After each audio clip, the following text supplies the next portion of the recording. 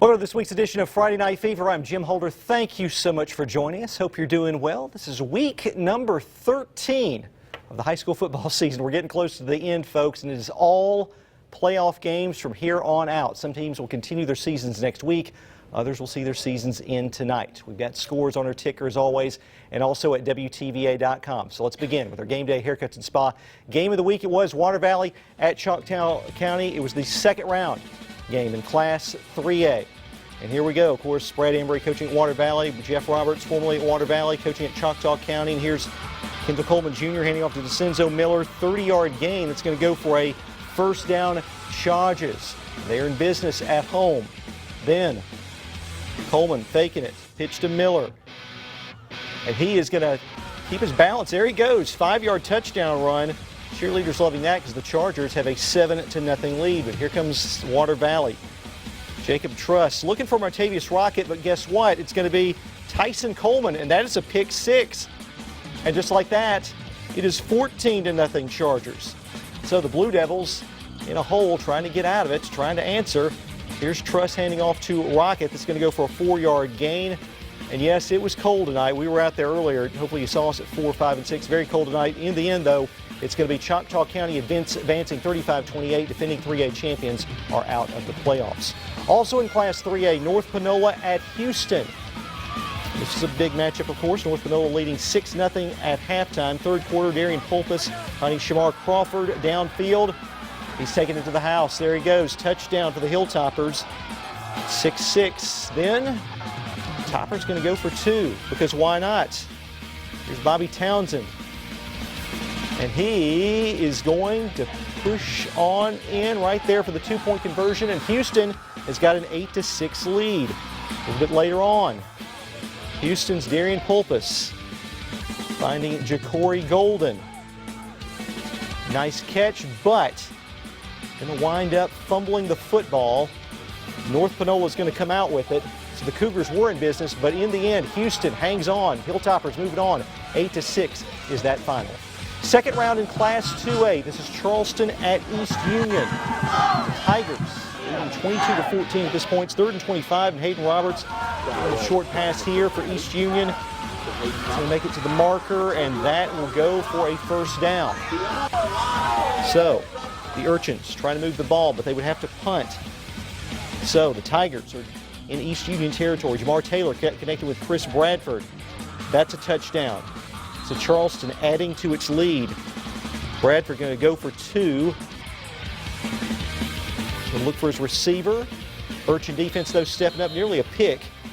But Charleston again in the lead. Just over a minute to go in the half. Colton Plunk finding the hole, taking this one into Tiger territory. Coming towards our own Evan Hensley, by our own Evan Hensley. Knocked out of bounds in front of our own Evan Hensley. Then Ty Walton. Look for Roberts again. He will score. Nice play. But in the end, Charleston's going to advance 52-27. Urchins had a nice season, but it comes to an end this evening. And next up for Charleston, the winner of this game, South Delta at Calhoun City in the Boneyard early in the first quarter. South Delta looking for a long pass. Jeremiah Johnson, though. Calhoun City coming down with an interception, or actually an incomplete pass. South Delta, well, the punter. Punting woes for South Delta. Calhoun City, a touchdown off that bad snap, a high snap. Calhoun City up 7-0. Third down for the Wildcats a little bit later on. Jaden Griffin breaking a few tackles and getting a first down. Calhoun City winning this one. Yes, 21-12. Wildcats are moving on in the playoffs. First round in Class 1A, TCPS at Baldwin from Latimer Park. And here we go, Kai Holiday, TCPS quarterback. A little offense going, but Bearcats ready for him. Stop him. Eagles forced to punt. For the Bearcats, Maddox Ritchie had a huge game last week, but he pooched punts here. Here's Holiday, known for his punt returning. Only gets a few yards on that play. And then here's Josh Berry. The carry around the edge. TCPS and their offense has been rolling this year, and it's a first down. And then Holiday decides, you know what? Pretty good at keeping the ball. Here's a little keeper, and Holiday going places. Try a 20-yard gain, and the Eagles on the doorstep, but A few moments later, Holiday going to have a little bit of trouble with the snap. The Eagles would recover. They would convert it to a field goal, but in the end, Baldwin is going to win this game. Bearcats win 20-17, so they're moving on to the next round. And next up for Baldwin, the winner of this game, Coldwater at Nanawaya. Defending 1A champs. Warrior defense stout all night. Cody Warren clogging up the middle. Next play, Nanawaya forcing a fumble. Coldwater falls on it. Turns it into a safety, and Warriors on offense. Tylen Glass doing what he does best in the open field. A long score down the far sideline. Nanawaya rolling tonight, 56-14. Again, Nanawaya and Baldwin next week. More from Class 1A. West Lowndes at Biggersville. The Lions had a big lead in this one in the second half, 30-0. Quentin Knight here pitching out to Goldman Butler. West Lowndes defense, Panthers making a big stop. Moments later, though, they will not be able to stop Knight because Knight's going around the corner, and this, will he pass? No, he'll keep it. 6-yard touchdown. Lions roll in this one by the final score of 44-6. All right, every week we ask you to vote on our Instagram page, WTVA FNF, for our Band and Cheerleaders of the Week. This week's winner is Water Valley. Very close vote. We will hear from the Blue Devil Band in just a minute, but first, the Water Valley Cheerleaders take us to the break.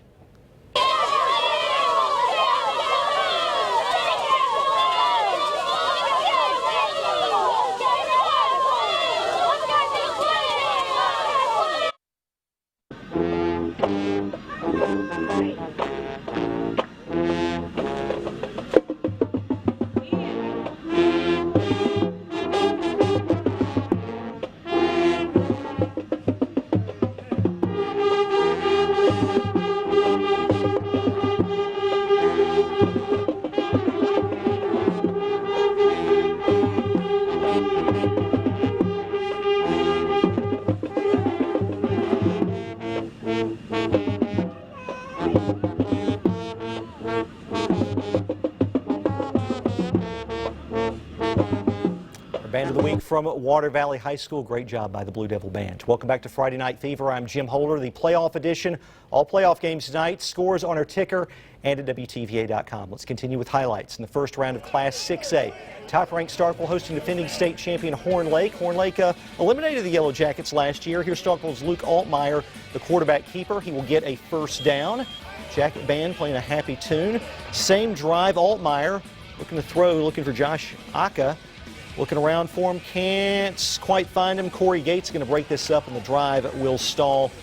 Brad Boyett, formerly of Northeast assistant coach. He's been the head coach of the Eagles. Great success there. Here's Tracy Turner with a 7-yard carry. Not much for the Eagles tonight. Starkville wins it 35-2, and they're moving on to the next round. All right, first round in Class 5A. Defending champ West Point hosting Provine. West Point's won several in a row, as you know. Green Wave up 28-7 second quarter, but here's Provine. There were a couple of pick sixes by West Point, but here Provine, Chavario Allen to Travion Knight. That's a touchdown, and the Rams cut it to 28-14, but you know the Green Wave's going to roll right back. The cameraman, bad job by the cameraman. Oh, wait, the cameraman's me. T.J. Anderson, big reception for a first down, and that would set up down, whistle down, and that would set up this play. Here's Brandon Harris. Good job by the camera guy this time. It'll be easy when he comes towards you. Touchdown run makes it 35-14. I see you, Brandon. A little high fives and chest bumps. Who wants a chest bump? Everybody? Here's another one. Yeah, there you go. West Point rolling 49-28. Green Wave will host Lafayette County next week. Staying in 5A, Grenada at Neshoba Central. And Jarquez Hunter came into this one with more than 1,600 yards, 22 touchdowns. First drive for the Rockets, forced to punt. 4th and 11, Dagan Martin fielding a high snap, takes off, drilled out of bounds, picks up the first down. So good play by the punter. A few plays later, 3rd and long, Eli Anderson throwing for Hunter, knocked away. Rockets forced to punt. First quarter, still no score. Now, DeMarquise Gibson, long gain for the Chargers. And then 2 plays later, he's going to finish this drive off with a 2-yard touchdown. Grenada had a 14-0 lead after 1 quarter, but Neshoba Central comes back to win. 26-24 was that final. All right, Itawamba AHS entered the night with a 12-0 record. Earlier this week, Indians running back Ike Chandler was named Mr. Football in Class 4A. Tonight, Itawamba AHS hosting West Lauderdale. The Indians trying to keep their season going, trying to stay undefeated. It's a tough one tonight, though. Here's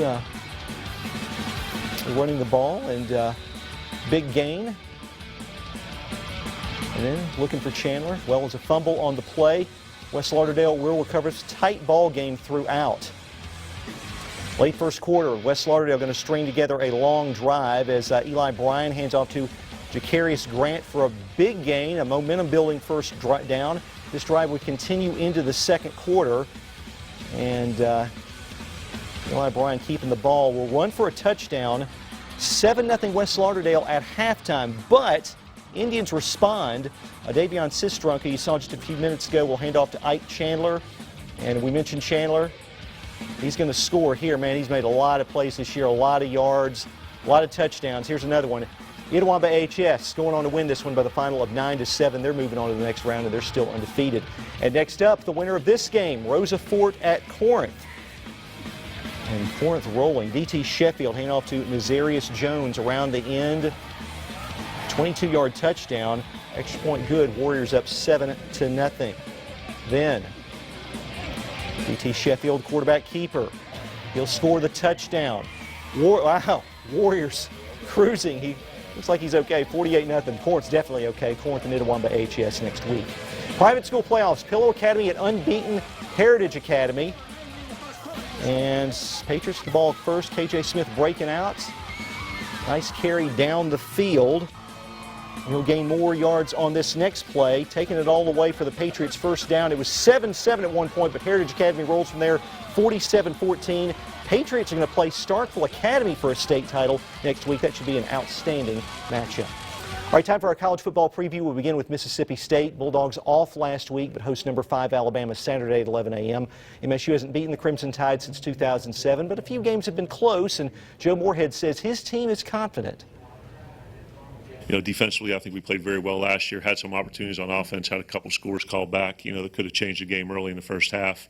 And then, you know, 2 years ago, I think it was a 7-point game, you know, heading into the fourth. So, you know, just like LSU, just like Auburn and, you know, other games on the schedule, our kids are going to go in with a high degree of confidence. Ole Miss coming off a win over New Mexico State last week, but the Rebels get a much tougher test this week as they host number 1 ranked LSU at 6 p.m. on Saturday. Home finale for Ole Miss this season, and it's senior night. Matt Luke worked with Ed Ogeron when Coach O was the Rebels head coach, and here's Luke on how the current LSU head coach has changed over the last decade. It seems like, you know, he has done a really good job there of being himself and just kind of evolving, and he's done a phenomenal job, and they're the number 1 team in the country for a reason. I think he's done an outstanding job. All right, we'll have highlights of both games this weekend and post-game reaction as well. Quickly, basketball scores. New Orleans women over Ole Miss, 69-64. MSU women all over Murray State, 124-43. And the Ole Miss men over Western Michigan, 85-58. High school basketball, West Union girls over Ingomar. Ingomar boys get the win in their game. Manatee boys and girls sweep Jumpertown. Boonville boys and girls sweep Okolona. Belmont girls a win over Tremont, and Shannon boys a win over Aberdeen, 80-48. And we also want to dedicate tonight's shows to Salva Gassaway. She's been with us for 45 years. She retired today. She's been in our sales department. Salva Gassaway, a sweet, sweet lady, and we wish her the best in retirement. She was here 45 years, and we wish her all the best. Tonight's shows, we dedicate those to her. All right, that's going to do it for this week's edition of Friday Night Fever here on WTVA. We're going to start over here in just a few minutes on WLOV, so be sure to check that out. For our entire staff, I'm Jim Holder. Appreciate you watching as always. Have a great night and a great weekend. Take care.